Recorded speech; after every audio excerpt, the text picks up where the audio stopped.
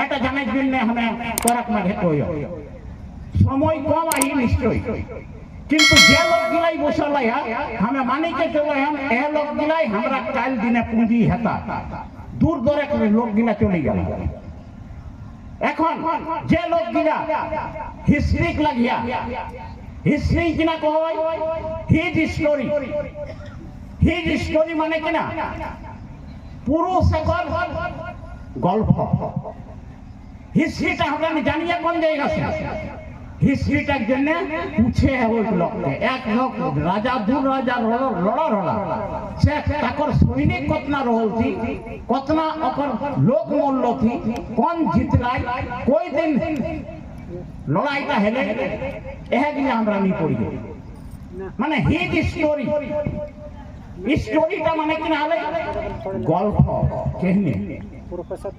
কিন্তু এখন যদি আমরা দেখি হিস্ট্রিটাকে, কিন্তু আমরা যে সমাজ है সে সমাজে হিস্ট্রিটাকে কোনোদিন नहीं मानोगे। काहे हिस्ट्री समाज माने पितृ सत्तात्मक माने बापेर प्रधानता है, मायेर प्रधानता नहीं। किंतु हमार जो समाज आदिवासी जो समाज वो पितृ सत्तात्मक न है, पेट्रियार्कियल न है, मैट्रियार्कियल लगे मातृ सत्तात्मक। ताहले इखाने हिस्ट्रीटाके पुरुष हिज शब्दटा पुरुषेर लिखे सम्बोधन करो, ताहले हमार समाजटा हिस्ट्रिर संगे ना जड़ित हইতে हार स्त्रीर संगे जड़ित होबे। हार स्त्री माने स्त्रीलिंगक संगे माने मातृ प्रधान हमार समाज लागे। एखाने तो बात पाया जाए बाकी और पूरा दुनिया मात्र दुटा देश है जे माया कर प्रधानता बुझल जेटा सबसे आगे गुजरल हमार भारत। भारत नामटा बहुत पेछुआइले किंतु एकर नाम जखन रहले जम्बूद्वीप और एक देश है दुनिया जेटाके कथि इंग्लैंड ओहां लागो मातृ सत्तात्मक देश। ताहले हमार हिस्ट्री से मतलब नहीं थी, हमार हाल हिस्ट्री से मतलब है। हाल हिस्ट्री मतलब मातृ प्रधान। तो यह मातृ प्रधानता का है और पितृ प्रधानता अनुयायी का है, दुटा तफात कौन है।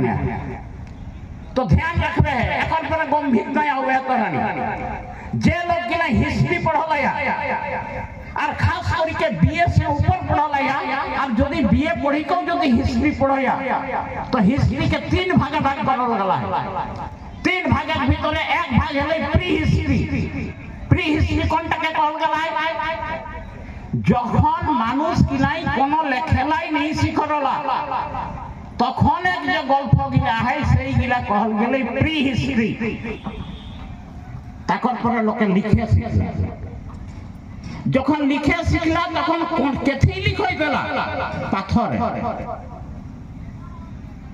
কাগজ তখন পাথর লিখে শিখল নাই গলা আর কানাও লিখে শিখল নাই গলা আর কাগজও লিখে শিখল নাই গলা। কাগজ তো তখন নাই খেবে করলে এ পাথরে লেখলটা আমরা নি পাউলিয়া सबसे पहले सिंधु घाटी सभ्यता। और यह जो सिंधु घाटी सभ्यता जखन हमनी पाथर का लेखलटा पाउलिए किंतु ओकर जे लिपिटा है कोन लिपि नहीं लेखला এখন যে রকম লিপি গিলা है ক খ গ ঘ ए बी सी डी और लिपिटा आज तक को हमरा नहीं पढ़े नहीं पाला। तो लिखित इतिहास आगु प्री हिस्ट्री और लिखित इतिहास पर नौतन एक हिस्ट्री शुरू हेले से हिस्ट्री का नाम हेले प्रोटो हिस्ट्री।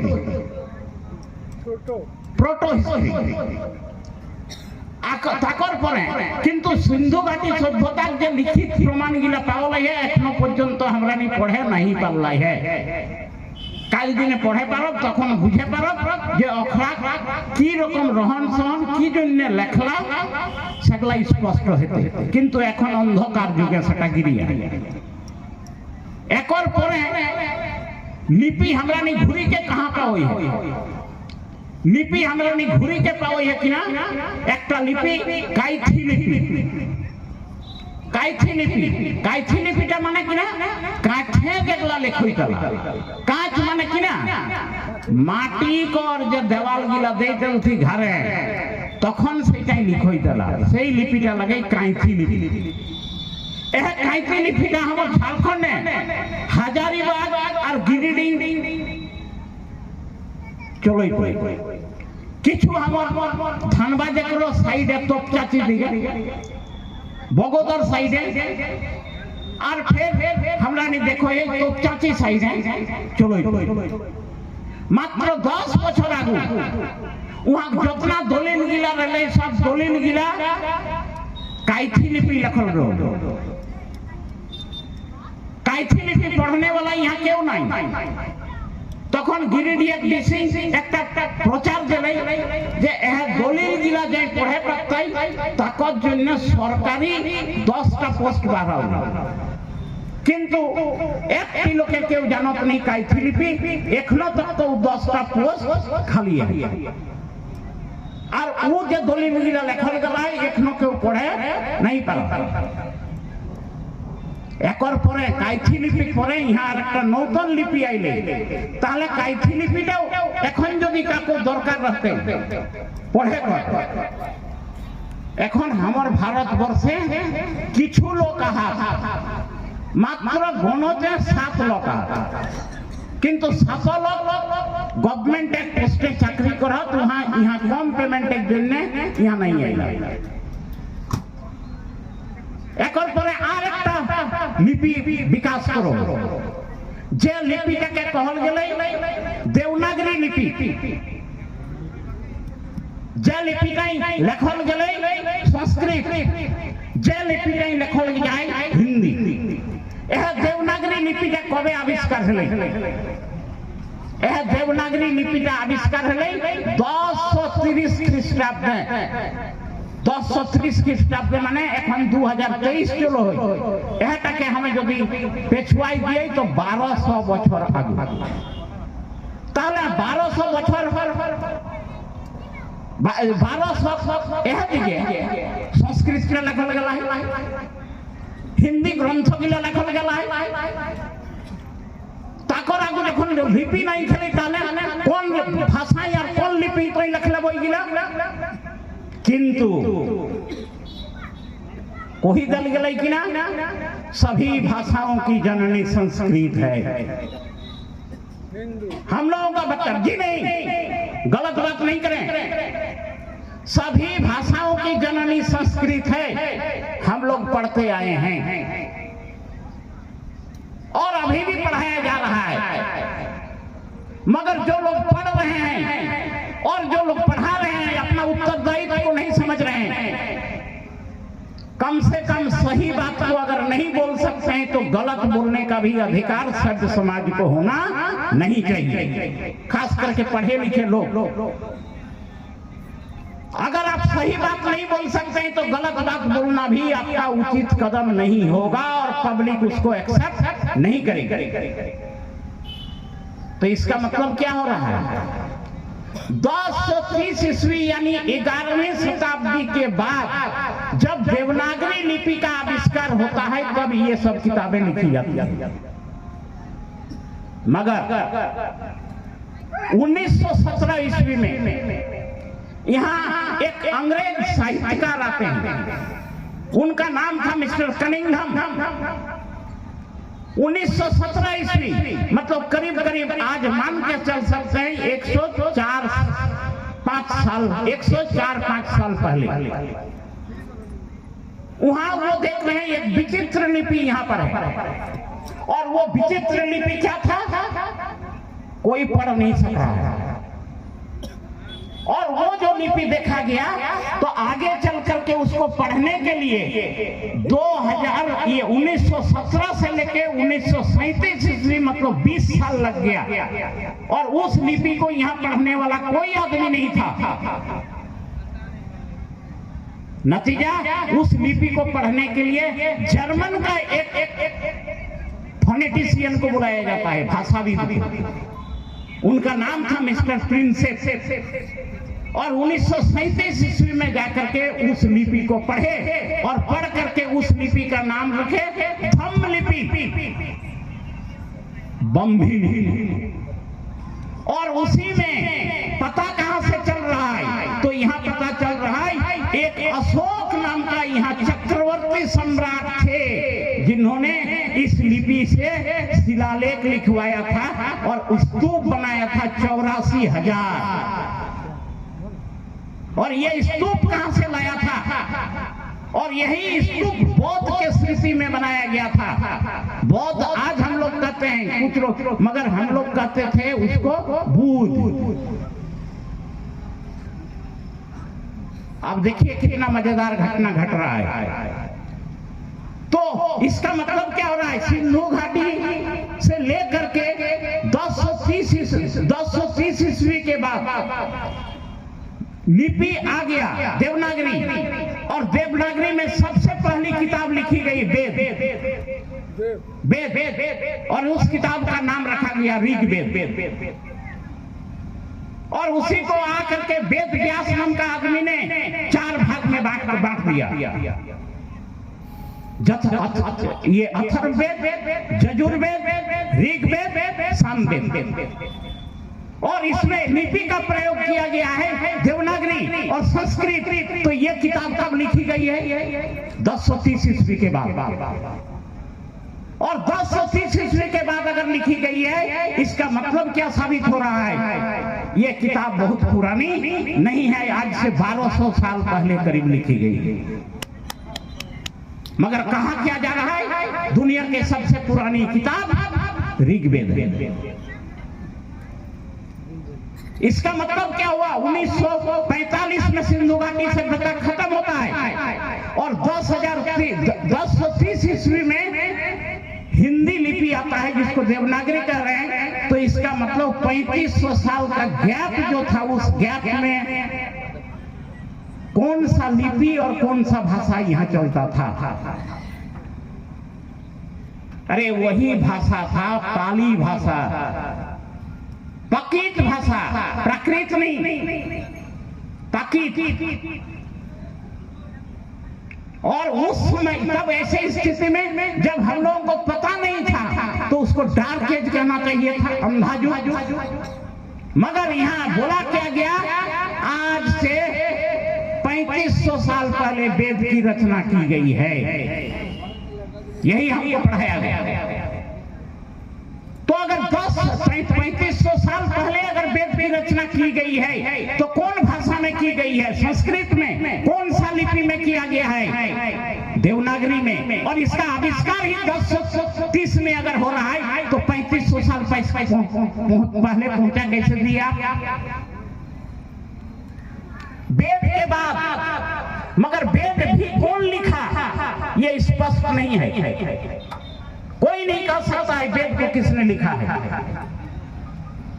मगर इसके पहले एक किताब लिखी गई थी ईरान में, और इस किताब का नाम था अवेस्ता, और अवेस्ता खरोष्टी लिपि में लिखी गई थी। और वो लिपि दाएं से बाएं तरफ उर्दू के जैसे लिखी जाती है।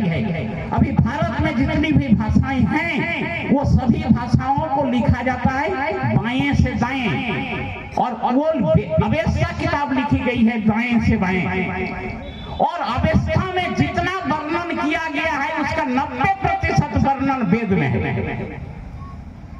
इसका मतलब क्या हो रहा है? ये वेद जो किताब है इसका विषय वस्तु अवेस्ता से लिया गया है, और अवेस्ता ईरान की वो किताब है। अब ये बात पूर्वी के साथ हम क्यों बात को ला रहे हैं?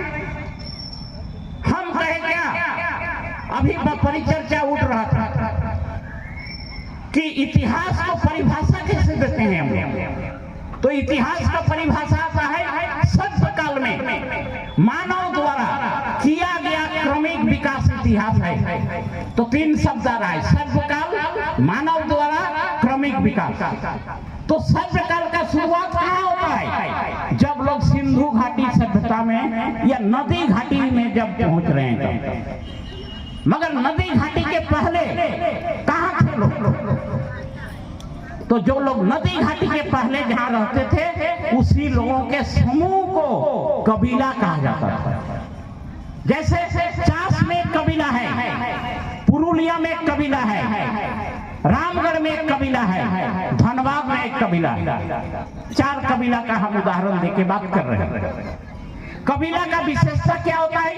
एक कबीला का आदमी दूसरे कबीला को देखना पसंद नहीं करता और मारा पीटी कर देता है, और मारा पीटी ही नहीं, हिंसात्मक जान से मार देता है। और जान से मारने का एक कारण रहता था कबीला में, वो था एक ही कारण, वो था वंश वृद्धि के लिए लड़कियों को छीनना। बिना लड़कियों के छीने हुए आप वंश वृद्धि नहीं कर सकते हैं। तो एक कबीला और दूसरे कबीला के बीच में जो लड़ाई होती थी वो सिर्फ और सिर्फ लड़कियों के लिए होता था, वंश वृद्धि के लिए। और एक कबीला का आदमी, तो कुड़मी एक कबीला है, तो हम इसका इतिहास को कहां पहुंचा रहे हैं? प्रागैतिहासिक काल, प्री हिस्ट्री में पहुंचा रहे हैं, जब कोई लिखना नहीं सीखा था। अब यहाँ चास में जो कबीला है, इस कबीला में मान लेते हैं 5000 लोग रहते हैं, तो 5000 में आधा अगर फीमेल का संख्या को रख दें तो 5000 में 2500 फीमेल, तो 2500 मेल होंगे, नर आधा तो नारी आधा।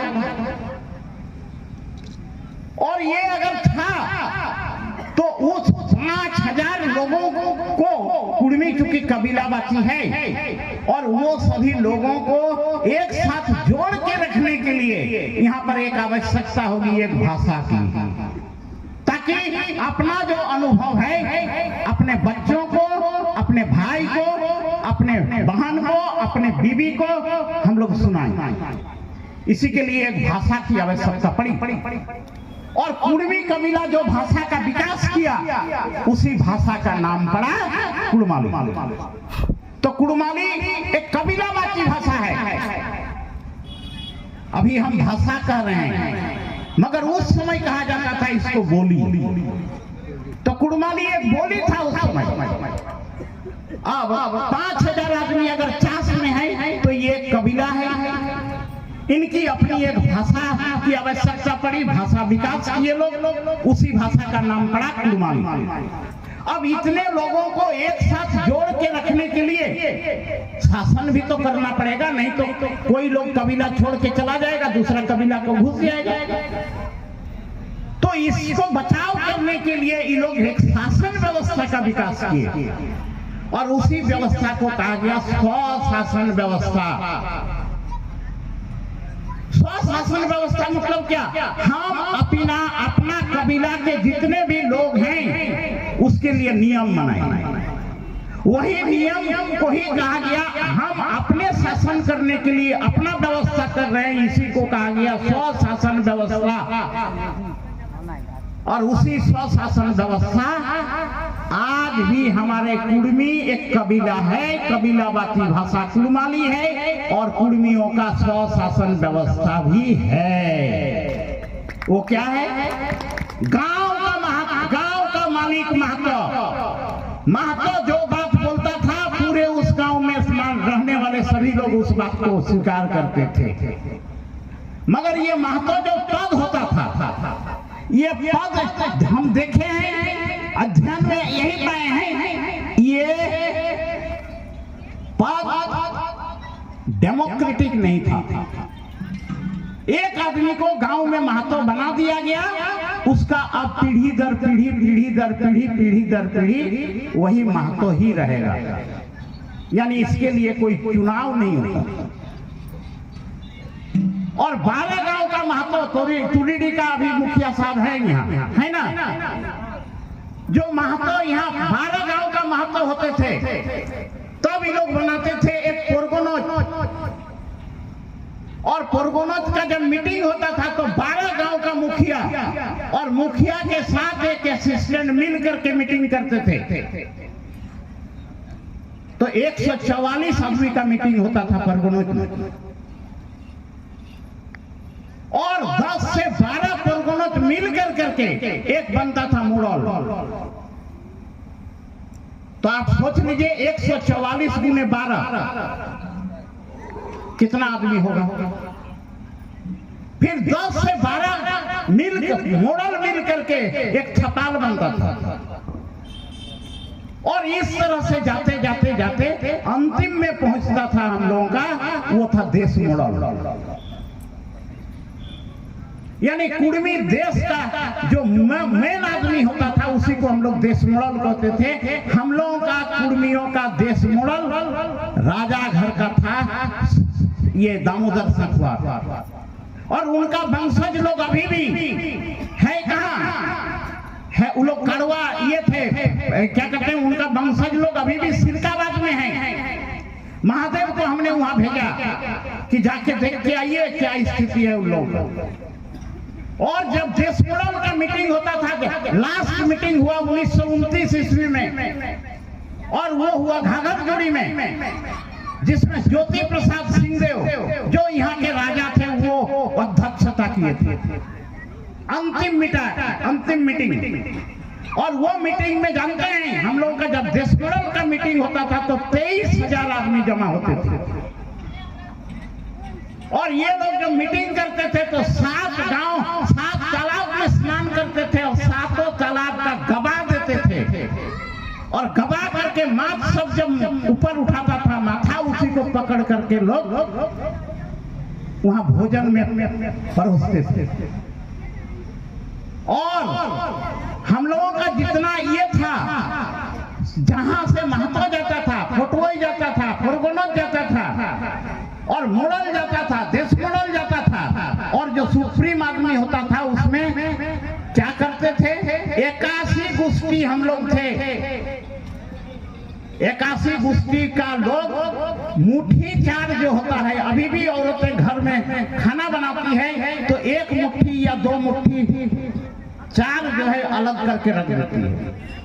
उसी मुट्ठी चार को लोग साल भर जमा कर करके वहां ले जा करके डिंगाते थे। और डिंगाते थे कैसा, जैसे हम हैं हंसुआ, तो मेरा हंसुआ गुस्ती का पूरा कुर्मी मुलुक का जितना मुट्ठी चार इकट्ठा होता था उसको वहां जमा किया जाता था। और जमा तब तक करता था जब तक हम इधर खड़ा हैं, चावल के उधर दूसरा आदमी खड़ा है, वो दिखाई नहीं पड़ना चाहिए। आज लोग हम लोगों को सिखाता है प्रजातंत्र क्या होता है, लोकतंत्र क्या होता है। अरे लोकतंत्र को अभी तक कहा गया है कि लिच्छवी लोग, नेपाल के तराई में रहने वाले लोग लोकतंत्र को स्थापित किए हैं। आगे चल करके कहा गया कि ये डेमोक्रेसी अमेरिका में स्थापित हुआ, मगर मेरा जो डेमोक्रेसी था उस समय तो कबीला के समय में ये डेमोक्रेसी हमने स्थापित किया था, जिस समय कोई आदमी लिखना नहीं सीखा। हम तो वो समुदाय के लोग हैं।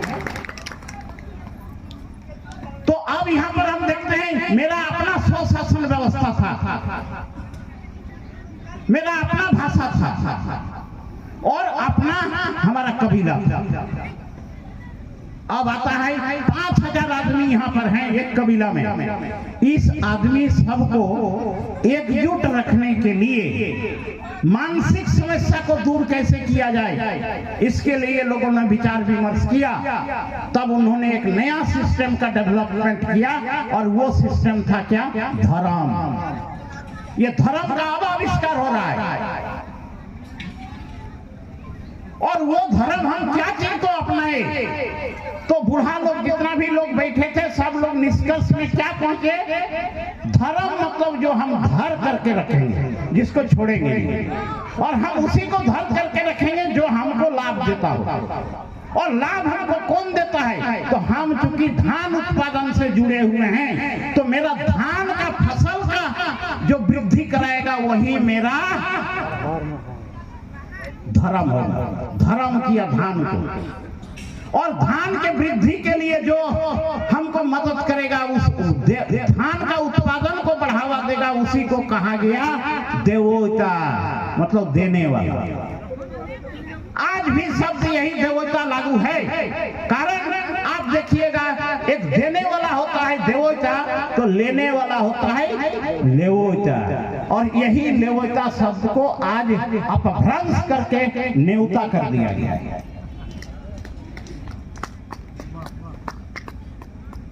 आज भी मेरा शब्द को आज भी चल रहा है, मगर हम लोग चूंकि पढ़ नहीं रहे हैं और जगह जगह पर मीटिंग हो रहा है, किताब लिख रहे हैं, मगर पढ़ने वाला कोई नहीं, सुनने वाला कोई नहीं। इसी में हम लोगों को तकलीफ लग रहा है। तो हम एक कबीला है, कबीलावाची मेरी भाषा है, कबीला का स्वशासन व्यवस्था है और हमारा अपना धर्म है। हमको धान उत्पादन में कौन मदद करता है? तो धान उत्पादन में हमको मिट्टी मदद करता है। मिट्टी के साथ हमको क्या चाहिए? पानी। क्या चाहिए हमको? आबो हवा, पेड़ पौधा। और जलवायु को परिवर्तन कौन करता है? वो करता है पहाड़। और इसका धान के वृद्धि के लिए कौन मदद करता है? तो मेरा बैल, गाय। तब हम लोगों ने क्या किया? हम मिट्टी का पूजा करना शुरू किया। हम पानी का पूजा करते हैं, पूजा नहीं करते हैं, आराधना करते हैं। कारण पूजा शब्द बहुत ही खतरनाक शब्द है कुड़मियों के लिए। जैसे जब गुस्सा जाइएगा किसी को, तो हम लोग क्या बोलते हैं कुड़माली में? तो क्या पूजा दे, मतलब काट देंगे। और वो लोग वही बात को ठीक है, महिषासुर को काटा तो पूजा है। मेरे डिक्शनरी शब्द के अनुसार हमारा है क्या? आराधना। हम आह्वान करते हैं मिट्टी को, पानी को, पहाड़ को, खेत को, तालाब को, कुआं को, बादल को। अभी दीपक जी ने बताया, डिस्क्राइब नहीं किया, ये दुआर सिनी किधर है, ये बान सिनी किधर है। और जान करके आपको आश्चर्य होगा, हम लोगों के झारखंड में जितना भी मंदिर है, उस मंदिर में सबसे ज्यादा फेमस मंदिर कौन है जानते हैं आप? कोई नहीं जानते। हम लोगों का सबसे बड़ा फेमस मंदिर दुआर सिनी, सोना पहाड़ी, बगोदर के पास में। और आज भी जाकर के देखिए, जो दुआर सिनी का जो पुजारी है वो कुड़मी है। और प्रतिदिन करीब 300 से ऊपर वहां बकरा का बलिदान दिया जाता है। कोई मंदिर प्रतिदिन 300 बकरा का बलिदान देने वाला झारखंड में कोई मंदिर नहीं है। और ये हमने स्थापित नहीं किया, मेरे पूर्वजों ने स्थापित किया। और अगर 300 बकरा का वहां बलि दिया जा रहा है प्रतिदिन, तो एक बकरा को अगर प्रसाद के तौर पर उसको उपयोग करता है, एक बकरा अगर 8 केजी के हिसाब से लेते हैं, तो एक बकरा को खाने के लिए 8 केजी, मतलब उसको अगर हम आधा केजी के हिसाब से दें तो 16 आदमी खाएगा उसको। अगर 250 ग्राम के हिसाब से दें तो उसी से निकाल लीजिए। और 300 बकरा का मीट खाने के लिए तो कितना आदमी चाहिए? इसका मतलब इतना आदमी उस मंदिर से जुड़ा हुआ है।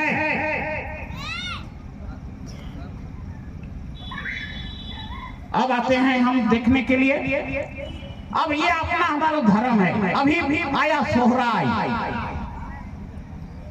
हम लोग आराम से कह देते हैं दीपावली है। अरे दीपावली शब्द को देखिए, कोई जगह DIPA लिखता है तो कोई जगह DIWA, नामकरण तक नहीं कर पाया है। और हम सोहराय में क्या कर रहे हैं? सोहराय मतलब राय का मतलब देवता। जितना भी देवता हमारा था, जो भी हमको धान उत्पादन में मदद किया, वो सबको हम वहां पर ला करके जोड़ करके एक साथ बांधते हैं। तब हम लोग कहते हैं वंदना पर्व। सभी देवताओं को आह्वान कर करके बुलाए, तब हुआ सोहराय। और सबको बंद कर करके जब हम लोग एक साथ सभी का आप ध्यान वहां जब कर रहे हैं, आराधना कर रहे हैं, तब उसको नाम दिए वंदना। इसमें देखिएगा एक बहुत अच्छा आपको परंपरा नजर आएगा। जब हमारी बेटी का शादी होगा पहला साल, उस साल हम बेटी और दामाद को अपने घर में बुलाते हैं, क्या बोलते हैं? जवाई बांधा। कहते हैं कि नहीं? करते हैं कि नहीं आप लोग? क्या निकल रहा है? अगर है तो इसका मतलब हम उस जो दामाद आ रहा है उसको भी हम देवता मान रहे हैं। देखिए कितना अच्छा परंपरा है। मनुष्य को मनुष्य भी देवता बना रहा है, मगर उसी के दूसरे जगह पर देखने के लिए जाते हैं तो महिषासुर एक भी व्यक्ति है, रावण भी एक व्यक्ति है, मारा जा रहा है जान से। तो ये जो मानवीय सभ्यता है, ये मानवीय सभ्यता सीखने की आवश्यकता है कुर्मियों से। एक मानव का मानव के साथ कैसा व्यवहार होना चाहिए वो यहाँ हमको दिखाई पड़ रहा है। तो अब अगर हम ये धर्म के कबीला से लेकर के बात किए, अभी तक लोग कबीला में ही हैं और इसका अध्ययन एंथ्रोपोलॉजी में होता है, हिस्ट्री में नहीं होता है। कुछ लोग कहते हैं आसाम से जो लोग आए हुए थे बोलते हैं कुर्मी का हिस्ट्री नहीं है। अरे हिस्ट्री का विषय वस्तु के से बाहर है कुर्मी। वो तो कुर्मी हिस्ट्री जब से शुरुआत हो रहा है उसके पहले का बात कर रहा है।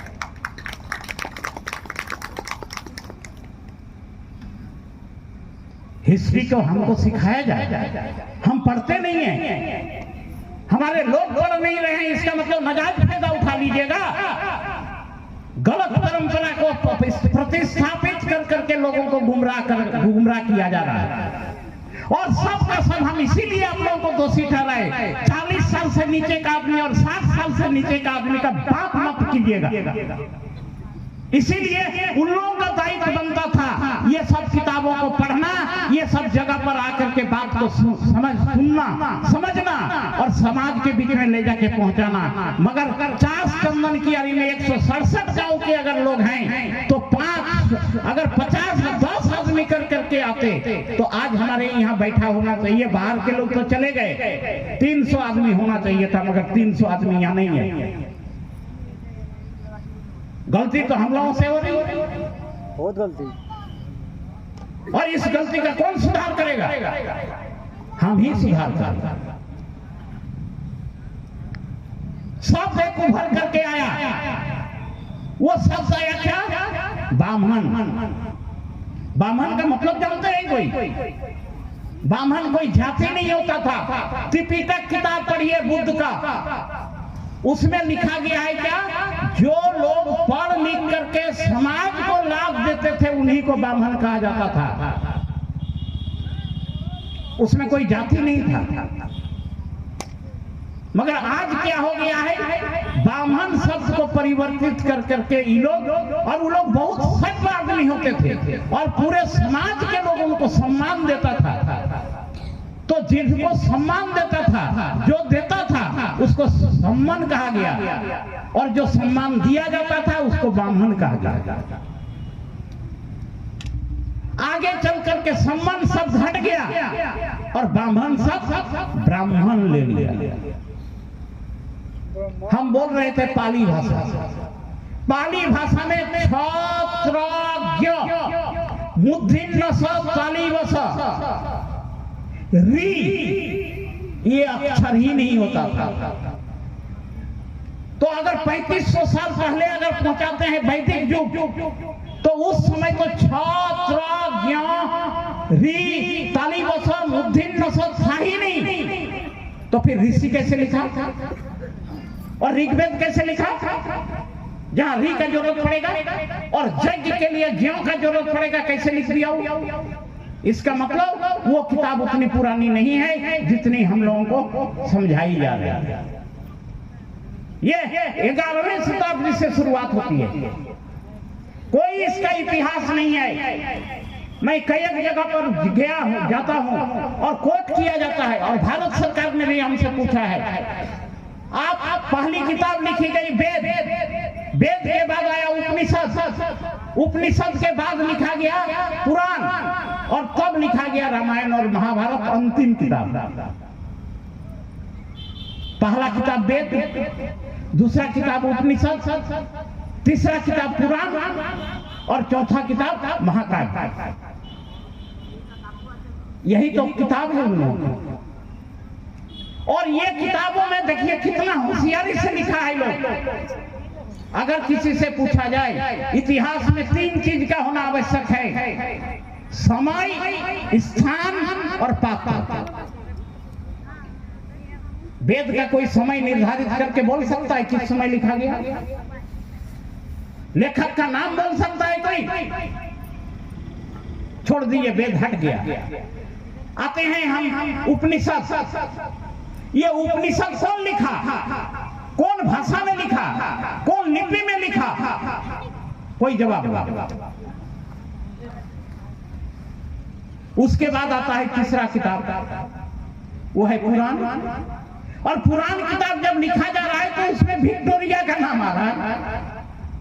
अरे विक्टोरिया तो अंग्रेज के शासन की थी, इसका मतलब वो सब किताब भी इंग्लिश पीरियड में लिखा गया। और उसी में लिखा गया अल्लो उपनिषद नाम का एक किताब लिखा गया। और अकबर जो यहाँ के राजा थे, मुगल सम्राट, डेडिकेटेड उन्हीं के नाम पर उनको कहा गया। ये 8वीं शताब्दी में शंकराचार्य के गोत्र के थे, उनको भी ठहराया जा रहा है क्या? ब्राह्मण, पूर्व जन्म में ब्राह्मण थे। यानी ये सब किताब लिख करके मुगल साम्राज्य को यहाँ स्थापित करने का कोशिश किया जा रहा है, सपोर्ट किया जा रहा है। हम ये नहीं कर रहे हैं कौन धर्म के लोग कर रहे हैं, कौन जाति के लोग कर रहे हैं, मगर जिन्होंने ये किताब को लिखा है मुगल साम्राज्य को यहाँ स्थापित करने के लिए, व्यवस्था के लिए बना रहा है। अब अगर बात करने के लिए आते हैं, ये किताब के बाद आ गए हम यहाँ देखने के लिए। अब यहाँ पर आकर के देखिए कि हम लोगों का कोई भी वर्णन न वेद में मिलेगा। तब यहाँ पर वहां पर लिखा हुआ है कौल कुलमी कोड़ा वेद विधि छड़ा, मतलब वेद में इसका नाम कहीं नहीं मिलेगा, इस कल्चर को नहीं मिलेगा। अभी 1992 ईस्वी में सुप्रीम कोर्ट में एक केस हुआ। मनोज जी पत्रकार यहाँ बैठे हुए हैं। सुप्रीम कोर्ट वर्डिक्ट क्या दिया? Hindu is not a religion but it is life style. Hindu कोई धर्म नहीं है बल्कि जीवन निर्वाह करने की एक पद्धति है। ये भारत का सुप्रीम कोर्ट ने निर्णय दिया, तो फिर हम कैसे मान करके चले ये धर्म है? हमारा सुप्रीम कोर्ट से बड़ा तो कोई नहीं है। लोग तब क्या किया, आप परिवर्तन कर करके बोल रहा है क्या? ये सनातन धर्म। और सनातन का मतलब क्या होता है? शुरू से लेके आज तक चल रहा है। और इसका शुरुआत कब हुआ? तो दयानंद सरस्वती जो आर्य समाज के संस्थापक थे, वो लिख रहे हैं क्या? वेद की रचना 1 अरब 92 लाख साल पहले की गई है। अरे 1 अरब 92 लाख साल पहले आदमी का ही उत्पत्ति इस दुनिया में नहीं हुआ था, तभी वेद लिख दिया था कोई क्या? ये तो समझने की आवश्यकता है, पढ़ने की आवश्यकता है। तो मीठा कहो तो कौन का है? नहीं, अब यहाँ पर नहीं, मीठा का बात नहीं है। मिथ्या का बात यहाँ सहारा नहीं लिया गया है जो आप समझ रहे हैं, इतना हल्का मत लीजिए। वो अपना चीज को स्थापित करना अगर पड़ेगा तो अपना ही बात को ले जाना पड़ेगा, यानी अपने लिए वो वफादार साबित हो रहा है, मगर हम लोगों के लिए वो वफादारी दिखाने का कोई आवश्यकता नहीं है। इसी को कहा जाता है नाजीवाद, फॉसिस्ट विचारधारा।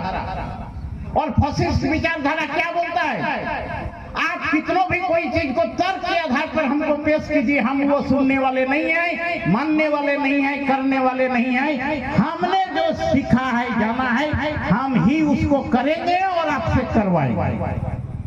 यही होता है फासीवादी विचारधारा, फॉसिस्ट विचारधारा, नाजी विचारधारा। और उस चंगुल में हम फंसते गए। नतीजा क्या होते गया? मेरा धर्म खत्म, मेरी भाषा खत्म, मेरा स्वशासन व्यवस्था खत्म। कैसे हुआ? आपका एक कुआं है, मेरा एक कुआं है, दोनों का गहराई है 100 फीट। वो अपना गहराई क्या कर दिया? 150 फीट कर दिया। हम वैसे ही छोड़ दिए। नतीजा सब पानी उसी के कुआं में चला गया, मेरा कुआं सूख गया। यही हुआ है। मतलब क्या हुआ? उनको हम दोषी नहीं ठहराते हैं, दोषी हम अपने समाज को ठहराते हैं। आपने परिवर्तनशील दुनिया में जो परिवर्तन हो रहा था उस समय इसको समझने का कोशिश क्यों नहीं किए? क्या मेरे साथ चक्रांत रचा जा रहा है? और उस चक्रांत में क्या जाल बिछाया जा रहा है? जिस जाल में हम फंस रहे हैं, तो फिर हमारे सब लोग फंस रहे हैं, तो इसको समझने का हम लोग कोशिश क्यों नहीं की? और आज भी वही चक्रांत चल रहा है। आप कहेंगे कि इसी का नतीजा क्या हुआ? आज देखिए, आपके घर में जब कोई आज का पुजारी पूजा करने आता है तो जानते हैं, गहराई से थोड़ा इसको सुनने का कोशिश कीजिएगा। हम लोग संस्कृत में बोलता है, हम लोग जानते नहीं है संस्कृत। नतीजा उसका भाषा को नहीं समझते हैं, उसका अर्थ को नहीं समझते हैं, मगर बोलता क्या है? मम दासस्य, मेरा दास है। और मेरा दास का मतलब मेरा नौकर है। और मेरे पूरे समाज के बीच में आकर के हमको बोलता है मम दासस्य, मेरा नौकर है। और सब हम लोग सुन करके चुपचाप रहते हैं। अरे हमारे समाज के बीच में, हम कुर्मी समाज के बीच में है, बाहर का कोई आदमी आकर के हमको बोलेगा कि इसको हम मारेंगे, और आप अगर चुपचाप साफ करके रह रहे हैं, इसका मतलब क्या हो साबित हो रहा है? यही तो घटना घट रहा है। आपका चुप्पी ही समस्या का कारण है। बोलना पड़ेगा, सीखना पड़ेगा, समझना पड़ेगा। भावना में बह करके मत चलिए। एक शब्द बोला मम दासस्य, और दास किसको कहा गया है जानते हैं? शूद्र को कहा गया है। असली ब्राह्मण वर्मा, असली क्षत्रिय शर्मा, सॉरी, असली ब्राह्मण वर्मा, असली क्षत्रिय वर्मा, असली वैश्य गुप्त, और असली शुद्ध दास। और वही जगह पर कह रहा है मम दासस्य। तो आप सोचिए, आप ही के घर में आकर के बोल रहा है। दूसरा, शादी कराते हैं आप, शादी के समय ध्यान दिए आप? सबसे पहले मंत्र को उसको पढ़िए, समझने का कोशिश कीजिए। वो मंत्र में क्या बोलता है कि लड़की का माँ और बाप गूंगा है, बहरा है, संस्कृत में बोलता है, और ये लड़की को हमको दान कर रहा है।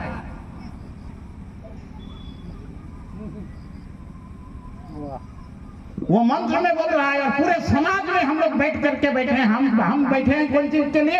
हम अपना लड़की को दामाद के हाथ में सुपुर्द करने जा रहे हैं, और तब वो बोल रहा है कि नहीं, लड़की का माँ और बाप बहरा और गूंगा है, और लड़की हमको सुपुर्द कर रहा है। और तब अब बोलता है कि स्वाहा, मतलब आशा छोड़ दीजिए। तब फिर लड़की का वो बोलता है कि अब वहां पर बोलेगा, अब आप हमको दान कीजिए। तब वहां पर वो बोलता है इतना पैसा लगेगा, इतना पैसा दीजिएगा, तब फिर वो लड़की को आपको लौटा दिया जाता है। यानी लड़की का शादी ब्राह्मण से हम लोग करा दिया। उसको किताब को निकाल करके पढ़िए, क्या लिख रहा है उसका मंत्र को। अगर संस्कृत में नहीं जानते हैं तो हिंदी में क्या लिख रहा है उसको पढ़िए। किसी को कोई बोलने का, मेरे जैसे आदमी को कोई बोलने की आवश्यकता नहीं है। किताब को निकाल लीजिए, पढ़िए। इसी का रिजल्ट क्या था जानते हैं? केरल में जब शादी होता था तो 3 दिन के बाद वो लड़की को ले जाकर के पुजारी के घर में रख दिया जाता था और तब तक रखा जाता था जब तक वो गर्भवती नहीं होती थी। और केरल हाईकोर्ट में वो लोग जवाब दे रहा है, क्या फर्क पड़ जाता है, एक बच्चा हमसे हुआ, बाकी बच्चा आप उस लड़की से पैदा करते रहिए। ये हाईकोर्ट में ये जवाब दिया गया है, कलकत्ता हाईकोर्ट, ये केरल हाईकोर्ट।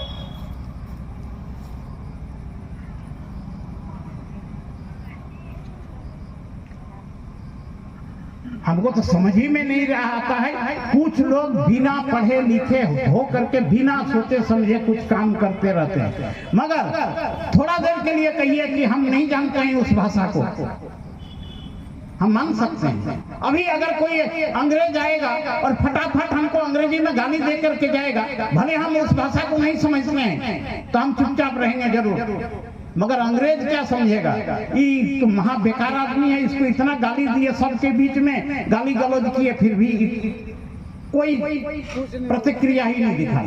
तो हमको क्या अच्छा समझेगा कि बहुत फालतू आदमी समझेगा, बहुत ही फालतू आदमी समझेगा। और वो क्या करेगा, हमको प्यार करेगा कि घृणा करेगा? तो यही चीज तो आपके घर में रोज आकर के कर रहा है भैया, वो तो रोज घृणा कर रहा है आपको।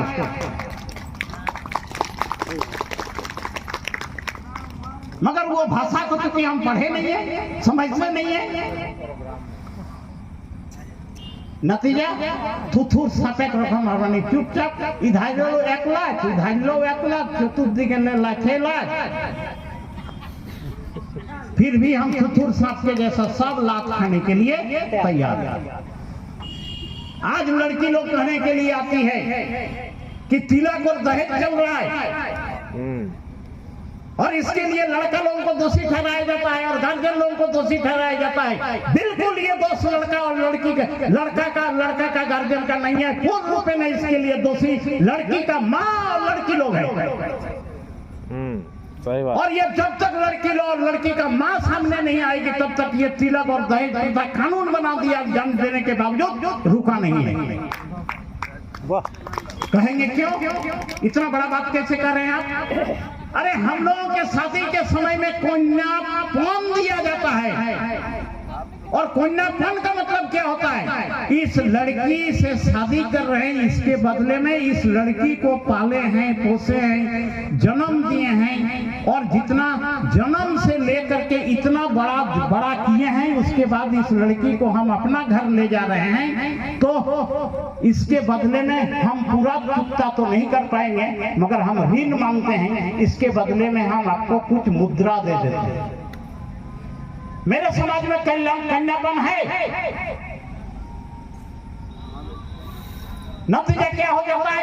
शादी होकर के जब लड़की विदाई होती है, उस समय गांव का महतो और मालिक लोग आता है, बोलता है थोड़ी बोले कितना चांदा हो, गाँव कितना चांदा हो, आप पैसा गिला दे के जावे तब हमें लड़की की विदाई देवो और नहीं है नहीं दो। इतना ही नहीं, लड़की का हम उम्र का जो सहेली लोग होती है, वो लोग भी बोलती है संग छाड़ानी कोई साटा साटा दबे है। हाँ। इसका मतलब दबाव किसको पड़ रहा है? लड़की के बाप पर कि लड़का के बाप पर? लड़का का बाप पर। तो फिर तिलक और दहेज के समय लड़का के बाप को आप तिरस्कार कैसे कर रहे हैं? एक समय दबाव दे करके पूरे समाज के बीच में उससे ले रहे हैं, चुकता करके पैसा माँ के नाम पर ले रहे हैं, सहेली के नाम पर ले रहे हैं, गांव के नाम पर ले रहे हैं। तो तिलक या दहेज है क्या? क्या हमारा कोई सामाजिक परंपरा में है? इसका कोई गीत है? संग छड़ाने गीत है जो संग छड़ाने गीत है ना नहीं थे? और जे समय कन्या पंटी दिल जाए तखन गीत है ना नहीं थे? आहे सब लोग गीत है, किंतु जे समय तिलक बा दहेज जेटाके कहल जाए, से समय कोनो गीत है? कोनो उटा गीत नहीं थे ताहले इटा हमरा समाज तो नहीं थे आ यदि हमरा समाज इटा नहीं थे ताहले यह तिलक दहेज प्रथाटा हमर किना सामाजिक प्रथा लागि ना इटा একটা ঘুষ লাগে এটা একটা ঘুষ লাগে यह खेल शुरुआत है वही करप्शन यह घूस में कहे आइले जे दिन ने हमरानी छाड़ लिए निजे धर्म करम भाषा कबिला और हमरानी हिंदू आई गई गेलिए और हिंदू कर पन प्रथा आहे সেই दिन ले पन प्रथा तक हमरानी ढुकाई दा और एक किना व्यवस्था है सती प्रथा এখন আমরা নি দেখলিয়ে কিনা 10 বছর তক তো দেখলিয়ে কি নেগাচারি আমরা কিনা কিনা অবজেকশন আই আউইছে সেইটা কাজ পরিচর্যা করে কিন্তু আমি একটা কথা কই দেই যতনা জায়গায় নেগাচারি প্রায় 5000 से ऊपर জায়গায় নেগাচারি আমরা কুড়মি রীতি রিওয়াজে কোনো যেই কাজ হলা কিন্তু কোন জায়গায় কোন বেটা ছুলাই কোন অবজেকশন দেল নাই খেতে খালি অবজেকশন দেলাতি মেহরা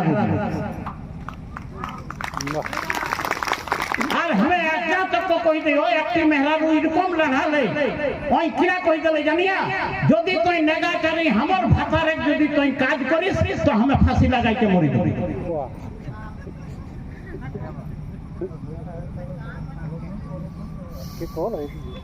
आप सोच रहे हैं आप पन प्रथा को आपने शुरू किया है लड़कियों ने शुरू किया है कोई लड़का का बाप या कोई लड़का शुरुआत नहीं किया ये लड़की शुरू की है और थोड़ा देखिए जब आपका शादी हो गया और जब कोई लड़का का भतार हम भतार शब्द को कर रहे हैं हम स्वामी नहीं कर रहे हैं हम मर्द भी नहीं कर रहे हैं हम भतार कर रहे हैं भतार शब्द इतना अच्छा शब्द है जो जीवन भर भात का अन्न का आपका ठेका ले लिया वही हुआ भतार अच्छा बहुत अच्छा तो एक जीवन भर का आपका भार ले रहा है भतार बोल सब अब यहाँ पर थोड़ा देखिए कि कितना मजेदार घटना जब कोई लड़की का विधवा हो जाती है तो उसको सती प्रथा से गुजरना पड़ता था मगर उसका मर्द को जहां जलाया जाएगा लड़की को वहां तार का चेन से बांध कर करके जिंदा जलाया जाता था यही था सती प्रथा ये अंग्रेज ने हटाया अमानवीय व्यवहार बोलकर आज लड़की लोग इतना या बहू बेटियां इतना डरती क्यों हैं इसीलिए एक बात से खाली डरती हैं अगर मेरा मर्द या भतार मर गया तो हमको भी सती प्रथा से गुजरना पड़ेगा इसके लिए आश्वस्त वो नहीं हो पाती हैं और अगर मर गया तो हमको डायन साबित किया जाएगा और कोई भी पवित्र काम में हमको हिस्सा नहीं लिया जाएगा इसीलिए वो बार बार डरते रहती है इसी डर के कारण वो अपना परिवार को सुरक्षा देना चाहती है इसीलिए नया सिस्टम को लागू नहीं करने दे रही है तो औरतें लागू नहीं करने दे रही है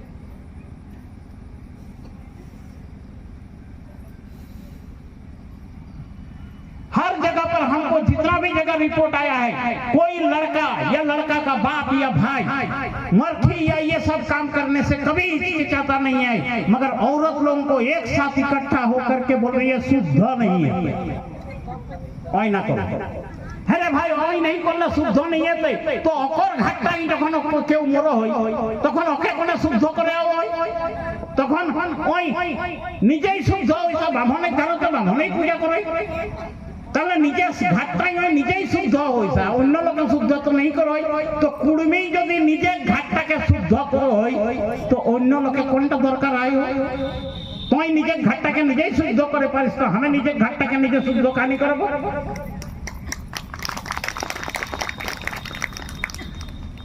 तो ये सब जो कुरीति है इसका रूट जो पकड़िएगा वो रूट को जब तक आप पकड़ते नहीं है तब तक समाधान नहीं निकाल पाइएगा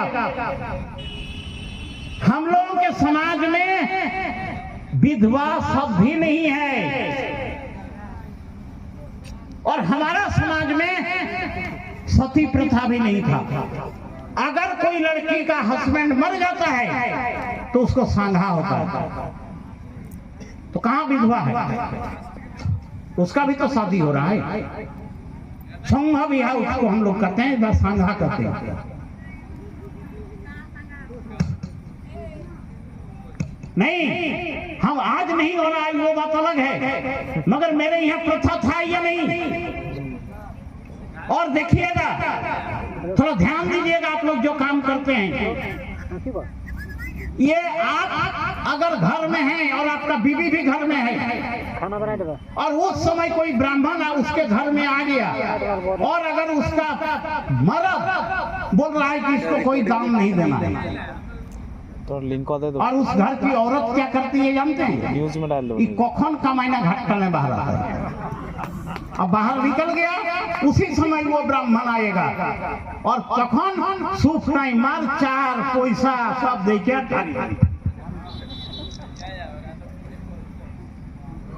इसी के लिए देखिएगा, जब नेगाचारी करने के लिए लोग जाते हैं, क्योंकि हम रिसर्च स्कॉलर हैं और रिसर्च के दृष्टिकोण से देखते हैं और हम डेटा भी कलेक्ट करते हैं।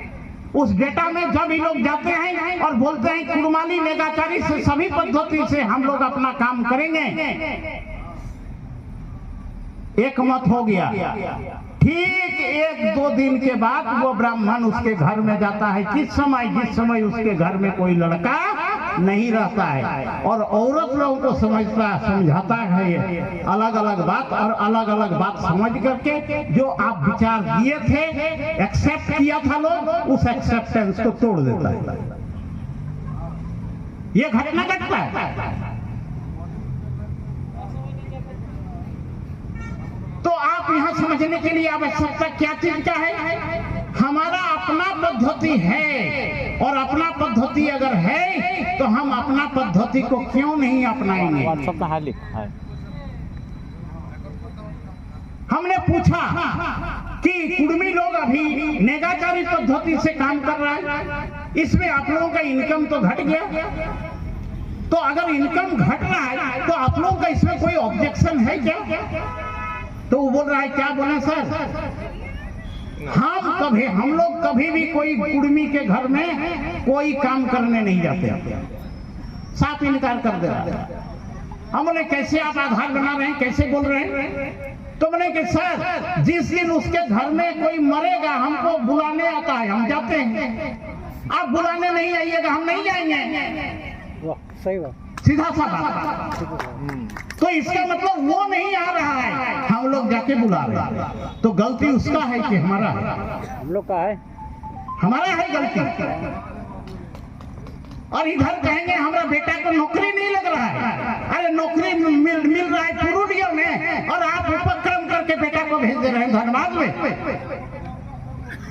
धनबाद में अगर बेटा चल गया, नौकरी मिल रहा है पुरुलिया में, वो बेटा कभी नौकरी नहीं पाएगा। हम लोग हर एक वो काम कर करके बैठ रहे हैं, जिसके चलते सरकार ने आप 48% होने के बावजूद आपको 8% दिया।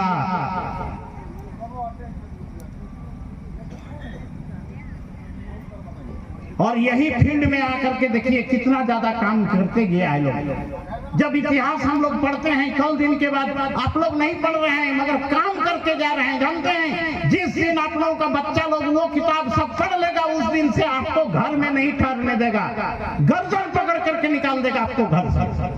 और मेरे जैसा अगर बेटा अगर होगा तो वैसे माँ बाप को चला लात मार करके उसके में थूक करके पेशाब करके उसको मिट्टी में जिंदा दफना देंगे।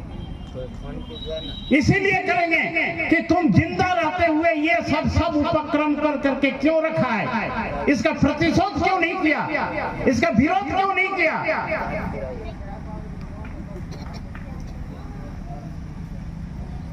ये सब समझने की आवश्यकता है। हम लोगों को समय बहुत ज्यादा हो गया है, और ये हम जानते हैं कि पूरा इसको जिस परिदृश्य में हम प्रश्न को उठाए थे उसका हम समुचित जवाब आप लोगों को बीच में नहीं दे पाए हैं। मनोज भाई बहुत अच्छे पत्रकार हैं हमारे बीच में, और पत्रकार लोग जनरली इतना लंबा बात को सुनते नहीं है, कैसे क्या दिमाग में इनको आया आकर के यहाँ बैठे, कल दिन के बाद वो क्या छापेंगे, इनको हम फ्रीली छोड़ देते हैं। मगर एक चीज जरूर हम उम्मीद करेंगे, जो भी लोग मीडिया में काम करते हैं, हमारा तथ्य को, एक्ट को, मेरा जो तथ्य है, मेरा जो फैक्ट है, ये अगर आप लोग पहुंचा सकेंगे सभ्य दुनिया में, चाहे पेपर के माध्यम से, चाहे इलेक्ट्रॉनिक मीडियम से, तो इतना बड़ा समाज का कल्याण होगा। अभी कुर्मी के लिए लड़ रहा है हाई कोर्ट में एक वकील, और वो वकील है उत्तर प्रदेश का सुप्रीम कोर्ट का वकील। उन लोगों का चार्ज कितना हो सकता है एक हियरिंग का, सुन लेने से दिमाग खराब हो जाएगा। और वो लड़ रहे हैं कुर्मियों के लिए, कलकत्ता हाई कोर्ट में लड़ रहे हैं, रांची हाई कोर्ट में लड़ रहे हैं कुर्मियों के लिए। और वो स्टेटमेंट क्या देते हैं जानते हैं? इतने बड़े जन समुदाय को संवैधानिक अधिकार से वंचित किया गया है, इसीलिए आप लोग हमको पैसा दीजिए, चाहे मत पैसा दीजिए, आपके लिए हम लड़ रहे हैं। वाह। और ताज्जुब लगेगा जिस दिन उनका हियरिंग होता है, उस दिन 2 हियरिंग ऐसा हुआ जिस दिन कोई कुर्मी वहां हाजिर ही नहीं हुआ, अकेले लड़ रहा है उत्तर प्रदेश का आदमी, कुर्मियों के लिए लड़ रहा है। अरे कुर्मियों के लिए काम किया डाल्टन, काम किया एच रिजले, अंग्रेज लोग आकर के काम करके जा रहा है। मगर हम लोग यहाँ कोई समझने के लिए तैयार है।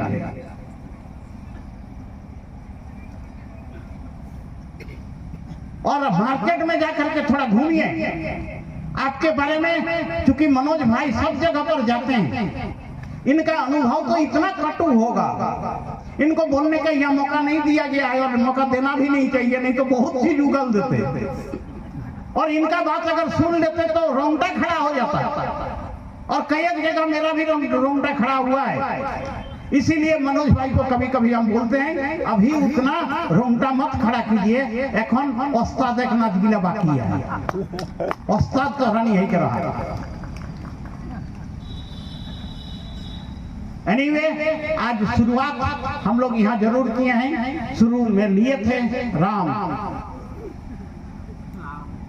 और डी। आप सोच सकते हैं राम राजा पूजा में ये लोग जाते हैं, और एक कहा गया है ना, हनु फूटा टके आने के ढुकाई जाए।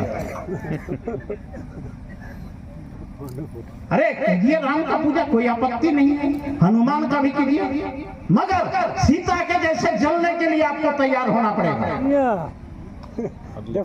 जलाया है राम सीता को, और राम का अगर आराधना कीजिएगा तो हर औरत, हर लड़की को जलने के लिए सीता के जैसा तैयार होना पड़ेगा। इसमें कोई मर्द को आप लोग दोषी नहीं ठहरा सकते। कृष्ण का पूजा कीजिए, हमारा कोई आपत्ति नहीं है, मगर कृष्ण 16,000 बीबी किया था, तो तोर मरद प्राय तोर भातार प्राय 5 की बहु करते तबे तो कांदबे का है। हरे कृष्ण पूजा 16,000 सैतीन के लेके बसे भाग पर।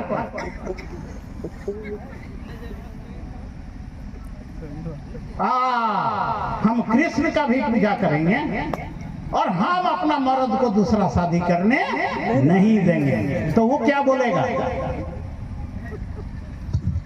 तो कृष्ण पूजा करो रही, और कृष्ण इतना बहु कर रहा है, तो हमें करो है तो पंडा भूल करो एकदम कर।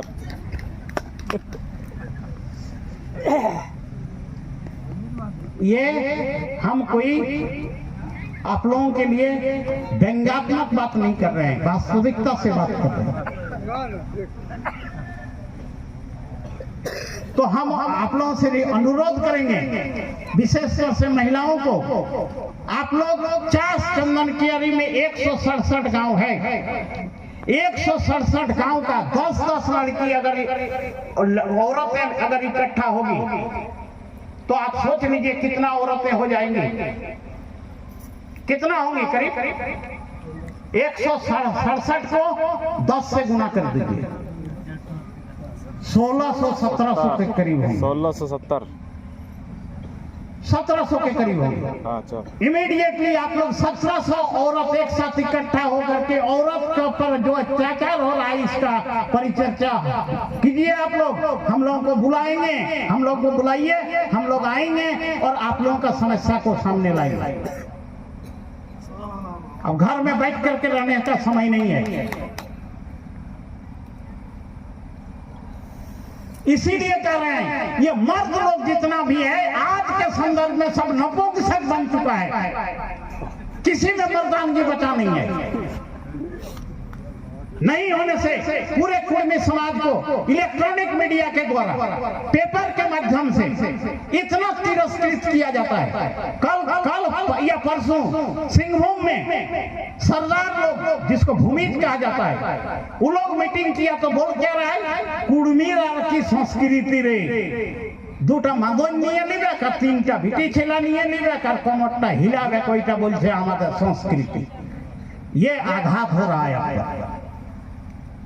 आप समझ रहे हैं कि हम सुने नहीं हैं। अरे सुने नहीं है मगर विचार तो आगे आपके प्रति यही विचार अगर सालखन मुर्मू निकाल रहे हैं, यही नीलकंठ सिंह मुंडा निकाल रहे हैं, यही गीताश्री उरांव निकाल रही हैं,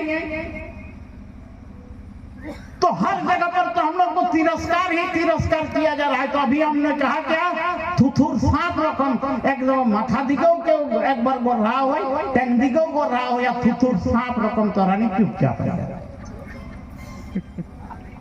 अत्याचार पर अत्याचार, ये क्या अत्याचार? हम कोई किसी का शरीर, कोई जमीन किसी का छीन रहा है। अरे बौद्धिक अटैक हो रहा है आपको। ये सबको हमको हम लोगों को उबरना पड़ेगा। एनीवे, एक चीज दिमाग में आज लेकर के जाइए कि आप अनुसूचित जनजाति में सूचीबद्ध होंगे, इस पर हम लोगों का कोई भी किसी भी तरह का डाउट नहीं है। भले समय लग सकता है 10 साल, एकदम पक्का बात है, मगर हम अनुसूचित जनजाति में सूचीबद्ध होंगे। और मेरी भाषा कुर्माली ये भी स्थापित होगी। अभी धर्म कोड में झारखंड सरकार ने पारित करके दे दिया है ये सरना धर्म होगा। केंद्र सरकार के ऊपर पड़ा हुआ है, केंद्र सरकार क्या निर्णय लेती है वो बात का चीज है, मगर वो सरकार को भी निर्णय कुछ लेना पड़ेगा ही पड़ेगा। पेंडिंग में रख करके नहीं चल सकता है। तो आपका धर्म भी स्थापित होगा, आपका संस्कार को भी स्थापित होगा। अभी लास्ट में हम एक उदाहरण देके जा रहे हैं। आपका जो स्वशासन व्यवस्था है, महतो, पोटवोई, पोरगोनोट, मोड़ल, देश मोड़ल, जगला यहाँ स्वशासन व्यवस्था, इसी स्वशासन व्यवस्था में आप लोगों को एक हम दे रहे हैं, मनोज भाई खास करके आपको टास्क दे रहे हैं। अभी आपको निकला है कहाँ, जेना मोड़ से लेकर करके ITI मोड़ तक एक हाईवे निकला है जिसमें तेलीडी के लोगों का जमीन गया। उस तेलीडी का जमीन में से एक आदमी जो कुर्मी था उसका कोई बेटा नहीं था, उसका बेटी थी और उसका दामाद था। बेटा और दामाद वो जब जमीन गया तो पैसा मिला, अब वो पैसा का हक किस पर हुआ, ये प्रश्न खड़ा हुआ।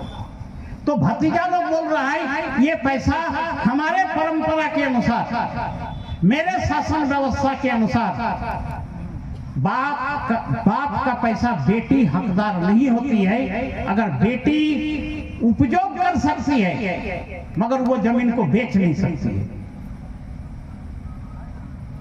तो वो पैसा वहां जाकर के खड़ा होकर के जब वो लड़ा तो Chhotanagpur tenancy act, CNT act और हमारा स्वशासन व्यवस्था को देख करके निर्णय क्या देता है हाईकोर्ट, रांची हाईकोर्ट, वो निर्णय क्या देता है, इन लोगों को आदिवासी परंपरा के अनुसार बाप का जमीन का हिस्सेदार लड़की नहीं होती है, उपयोग कर सकती है मगर बेचने का अधिकार नहीं है। इसीलिए ये पैसा उनका भतीजा को दिया जाता है।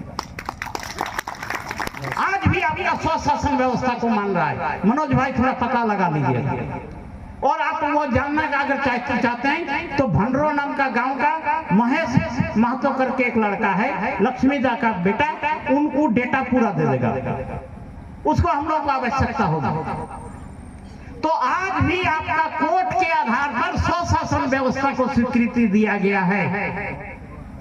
उसी कॉपी को निकाला जाएगा। किनको बोल रहे हैं निकालने के लिए?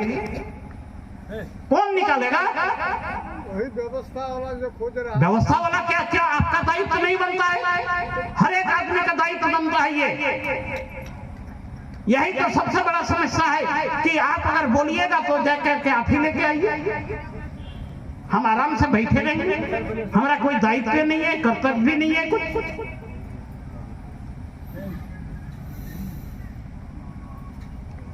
एनीवे, आप लोगों ने शांति से सुना। हम बोलने के मूड में आज नहीं थे, बोल दे। संख्या घट गया था। तो जितना भी गांव के महतो लोग हैं, वो सब लोग, आप लोग मिल करके मीटिंग बुलाइए। हम अपने घर में 2-2 बार इन लोगों को बुला करके मीटिंग किए, मगर ये लोग भी बस से मस नहीं हुए।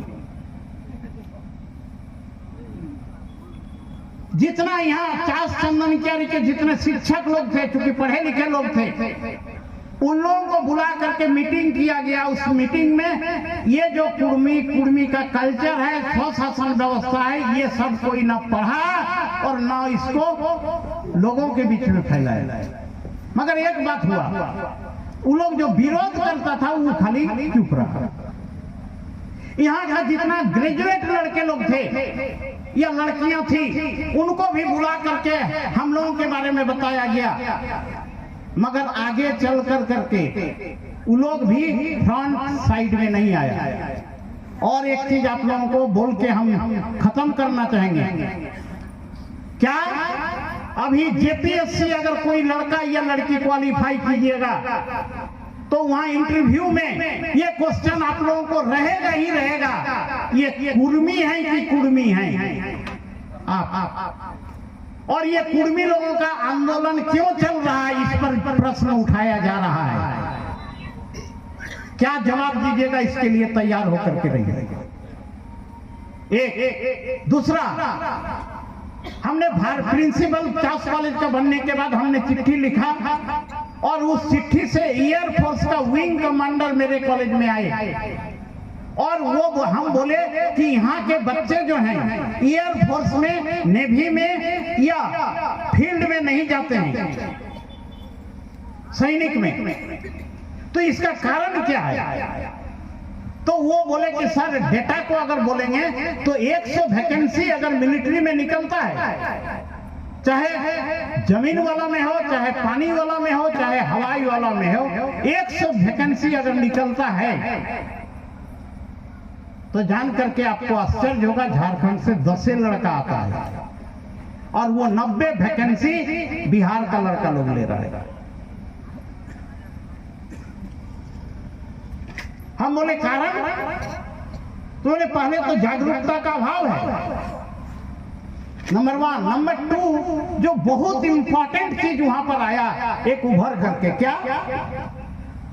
যদি কোনো বেটা ছুঁয়াই বা বেটি ছুঁয়াই হাতে বা টেঙে কোনো জায়গায় খোদাক যদি দাগ হয় তো কেউ অঠিনে ছাটি দেয়।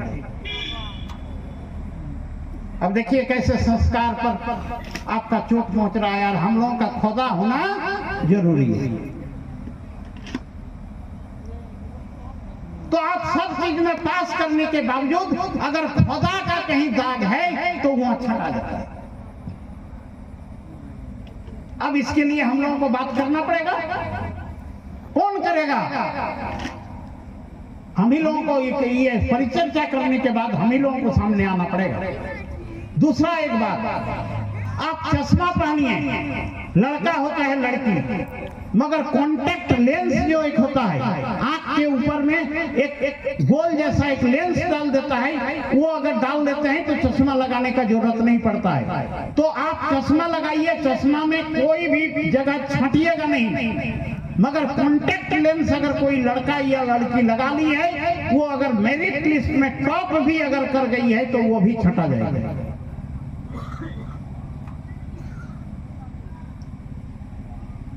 तो यहाँ पर तो हमारा कल्चर है खोदना लगा होता है, और ये बहुत अच्छा परंपरा है।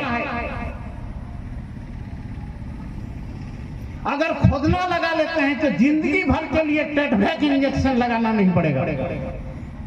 अभी जो टेटवैक इंजेक्शन लगाते हैं तो मात्र 6 महीना तक आपको टिटनेस नहीं होने देता है, मगर जो खोदा लगाते हैं जीवन भर के लिए कभी आपको टेटवैक होने का खतरा खत्म हो जाता है। तो ये परंपरा पर तो वहां हमारा फिट नहीं बैठ रहा है मेरा बच्चा लोग। ये एक सूचना था। अगर कोई लड़का लोग अगर तैयारी कीजिएगा, जान करके ये भी आश्चर्य होगा आपको। हम ये सोच करके चले थे मेरे बच्चे कंपटीशन में वहां क्यों फेल कर रहे हैं, हमने वहां बैठाया सिर्फ ऑब्जर्वेशन के लिए। और ऑब्जर्वेशन में बैठाने के बाद हम क्या किए थे, एक लाइन में टोटल हम लोगों का बच्चा, यहाँ झारखंड का बच्चा, चाहे ये मुसलमान हो, चाहे हिंदू हो, चाहे ये मुर्मू हो, माझी हो, चाहे सावतार हो, चाहे कुर्मी हो, एक लाइन में बैठाए थे। और उसमें बच्चे बैठे थे कितना जानते हैं? 80। 4 लाइन में बैठाए थे, जिसमें से एक लाइन में टोटल झारखंड के बच्चा को बैठाए थे, जिसमें 80 बच्चा थे। आधा घंटा के बाद मात्र उस लाइन में 10 बच्चा बचा। 80 में से 70 बच्चा निकल के चला गया, मगर बाकी लोग पूरा आकर के भर गया उस जगह पर। जो खड़ा था सब आके भर गया।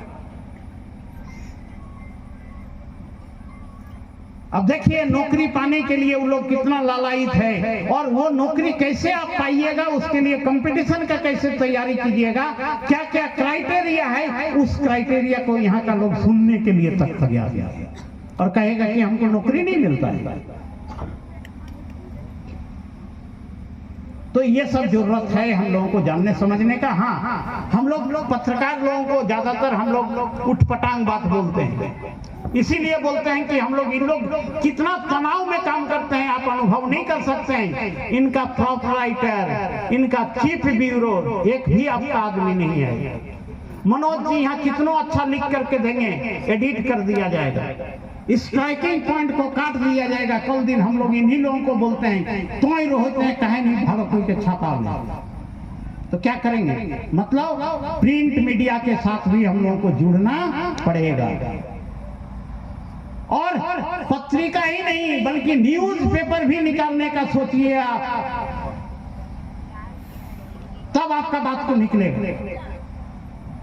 चारों तरफ इन बच्चा लोग जो समझे वहां पहुंचाता है। यही मनोज जी अगर ज्यादा कुर्मियों के बारे में ज्यादा छापना शुरू कर देंगे, ज्यादा नहीं 2 या 3 साल के बाद मनोज जी का पता चलेगा, उस मीडिया से इनका छापना ही बंद कर दिया जाएगा, या तो बोला जाएगा 2 दिन के बाद आपका छापेगा। क्या करेंगे? इनका है नहीं। इसीलिए मेरा रिक्वेस्ट ये होगा, जरूर पत्रकार लोगों के ऊपर आप लोग कभी आक्रमण करना मत सीखिए। कितना तनाव और दबाव में ये लोग काम करते हैं हम जानते हैं। एनीवे, आप लोग आशा करेंगे, उम्मीद भी करेंगे, जरूर इस तरह का प्रोग्राम लगातार आप लोग करते रहिए। जानते हैं इस प्रोग्राम को करने में क्या कितना लागत आया होगा, अनुमान कर सकते हैं आप? इतना पैसा किसके घर से निकला? कुर्मी के, मेरे पॉकेट से निकला। कुर्मियों के पॉकेट से निकलना का मतलब मेरे पॉकेट से निकला। और इतना पैसा अगर निकला